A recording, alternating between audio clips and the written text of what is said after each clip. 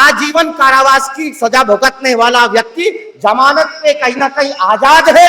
आज भारत की व्यवस्था में राजनेता है, आज भारत में राष्ट्रवादी जन पार्टी चलाता है। आज वही व्यक्ति जो इस महिला का हत्यारा है, जो इस व्यवस्था को कुचलने वाला है, वो व्यक्ति बाकायदा सरकारी अभिरक्षा में रहता है, सरकारी गंडों के बीच रहता है, सरकार के संरक्षण में रहता है। यही इस देश की व्यवस्था है। इस व्यवस्था से एक सवाल है, यहां हम नेता बन के सवाल नहीं पूछ रहे, क्योंकि यह सामाजिक कार्यक्रम है। और मैं मुकेश सिद्धार्थ जी की इस बात के लिए बुरी बुरी प्रशंसा करना चाहता हूं कि सामाजिकता की कच्ची सड़क पर राजनीति की तेज गाड़ी चल नहीं सकती। जो चलाएगा तो कहीं ना कहीं गाड़ी का एक्सीडेंट होगा।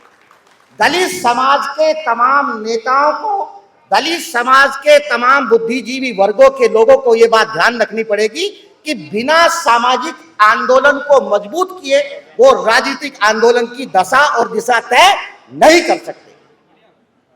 सर, एक छोटी सी बेटी जब पैदा हुई, बड़ी होती है, उसके साथ छेड़छाड़, उसके साथ एक अलग तरह का नजरिया, उसकी शादी होती है, किन परिस्थितियों में वो घर लौटती है, किन परिस्थितियों में बहुत सारे लोग उसके साथ जिस तरह का व्यभिचार करते हैं, किन परिस्थितियों में एक भोली भाली लड़की उस व्यवस्था को छोड़ करके इस देश की, जिसको आप एक दास्यु व्यवस्था कहते हैं, वहां जाकर के शामिल होती है।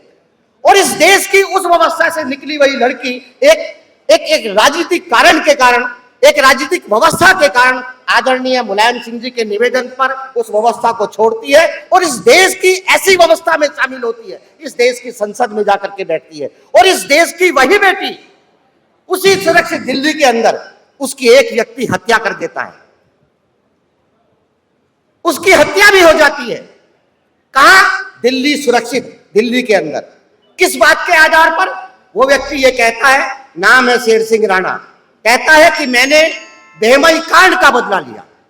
इसी देश की व्यवस्था, इसी देश का तमाम तंत्र, देश की सबसे सुरक्षित जेल 2001 में हत्या करता है और इस देश की सबसे सुरक्षित जेल जो तिहाड़ जेल है, वो वहां से 1 साल भी जेल में नहीं रहता और बाकायदा छोड़ के चला जाता है। इसी देश में की व्यवस्था में शामिल होने वाला व्यक्ति 2014 में बाकायदा उस व्यक्ति के ऊपर इस देश की न्याय व्यवस्था मात्र 1 लाख का जुर्माना और उनको आजीवन कारावास। और वही व्यक्ति, इसी देश की व्यवस्था का रहने वाला व्यक्ति, कहीं ना कहीं 2016 से आज तक आजीवन कारावास की सजा भुगतने वाला व्यक्ति जमानत पे कहीं ना कहीं आजाद है। आज भारत की व्यवस्था में राजनेता है, आज भारत में राष्ट्रवादी जन पार्टी चलाता है। आज वही व्यक्ति जो इस महिला का हत्यारा है, जो इस व्यवस्था को कुचलने वाला है, वो व्यक्ति बाकायदा सरकारी अभिरक्षा में रहता है, सरकारी गंडों के बीच रहता है, सरकार के संरक्षण में रहता है। यही इस देश की व्यवस्था है, यही समावेशन है, यही मंथन है। देखिए क्या होगा, बहुत सारे सवाल होंगे। पराचा साहब चले गए। इस देश के कमजोर वर्गों के लोगों के अंदर अगर खामियां ना होती तो वो गुलाम ना होता। उसकी अपनी खामियां है।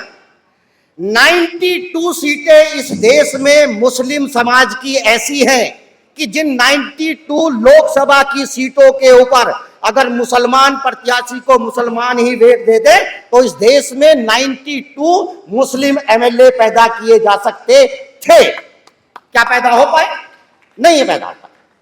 और एक छोटी सी बात और कहूंगा, देखिए सर, ये एक सामाजिक कार्यक्रम है। इस देश का बहुजन चिंतन, इस देश का बहुजन पॉलिटिकल लीडरशिप अगर इस गलतफहमी को निकाल दे, अगर वो आरक्षित सीटों से चुन करके आते हैं, आरक्षित सीटों से चुनने का मतलब है कि आप आरक्षित वर्गों के प्रतिनिधित्व के रूप में काम करेंगे, लेकिन होता उल्टा है। होता यह है कि आरक्षित सीटों से चुनकर आने वाले व्यक्ति उस समाज को रिप्रेजेंट नहीं करते, उस दल को रिप्रेजेंट करते हैं जहां से वो चुन करके आते हैं। और यही उनके दुखों का कारण है, यही दलित समाज की राजनीति का पीड़ा का कारण है। अगर हम देखिए, कोई भी लीडर किसी भी दल में काम करेगा, उस दल में उसकी व्यवस्था वैसे ही रहेगी अगर उसका समाज उसके साथ जुड़ेगा। अगर वो समाज को रिप्रेजेंट करेगा तो कोई भी दल, चाहे वो कोई भी राजनीतिक पार्टी हो, उसको नहीं छोड़ेगी। और छोटी सी बातें रहेंगी सर। देखिए, एक छोटी सी बात और कहता हूं बस, कि इस व्यवस्था को कोसना है या इस व्यवस्था से कुछ सीखना है, या इस सभागार में तमाम लोग उपस्थित हैं, हम सामाजिक मंचों के लोग, हम बहुजन मंचों का प्रयोग हजारों साल से बढ़ी हुई व्यवस्था से सवाल तो पूछेंगे, लेकिन ऐसे मंचों का उपयोग सारी ऊर्जा उस व्यवस्था के खिलाफ नहीं लगाएंगे।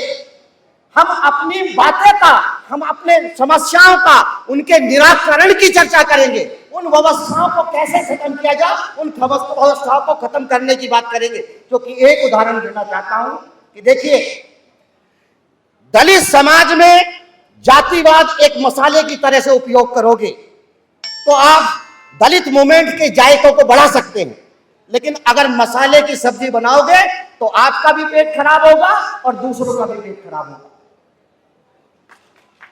मेरी बात समझिए, चटनी मिर्चें रोज नहीं खा सकते। अगर मिर्चें रोज खाओगे तो आपका पेट खराब हो जाएगा। इसलिए व्यवस्था को उतना सवाल उठाओ, उतना जागरूक बनाओ, और बाकी अपने समाज के लोग कैसे आगे बढ़े, कैसे व्यवस्था में आगे बढ़े। और सुनिए, हम बहुत धनी लोग हैं। आपको मालूम है कि बाबा साहब डॉक्टर भीमराव को मानने वाले लोग इस दुनिया में बढ़ रहे हैं। सिर्फ भारत नहीं, पूरी दुनिया बाबा साहब डॉक्टर भीमराव अंबेडकर जी की उन विचारधाराओं को जानना चाहता है, और आप उस व्यवस्था पे खड़े हैं। तो इस देश का सबसे बड़ा साहित्य, सबसे बड़ा वैचारिक आंदोलन के ऊपर आप खड़े हैं। कहीं घबराने की आवश्यकता नहीं है। मैं इन्हीं शब्दों के साथ आपके पास, कबीर ने क्या कहा? क्या किसी धर्म, किसी जाति में पैदा हुआ व्यक्ति कबीर बन सकता था? उन्होंने वहां मुस्लिम सल्तनत से भी सवाल पूछे, उन्होंने हिंदुओं से भी सवाल पूछे। क्या कोई रविदास पैदा हो सकता था? तुलसी से पहले रविदास है। हम तुलसी की बात करते हैं, ढोल गंवार सुत पशु सुत नारी, लेकिन उससे पहले रविदास भी है कि एक पढ़ेगा एक लड़ेगा, बाकी क्या करेगा? एक पढ़ेगा एक लड़ेगा, एक करे व्यापार। और रैदास जी क्या कहते हैं कि सब पढ़ेंगे सब लड़ेंगे, सब करे व्यापार, सबकी सब सेवा करे, ऐसा चाहूं मैं राज। तो ये व्यवस्थाएं हैं आपकी। और आप देखिए, मैं दावे के साथ कह सकता हूं, आशावादी व्यक्ति हूं, इस देश की व्यवस्था के ऊपर बहुजनों का राज होगा।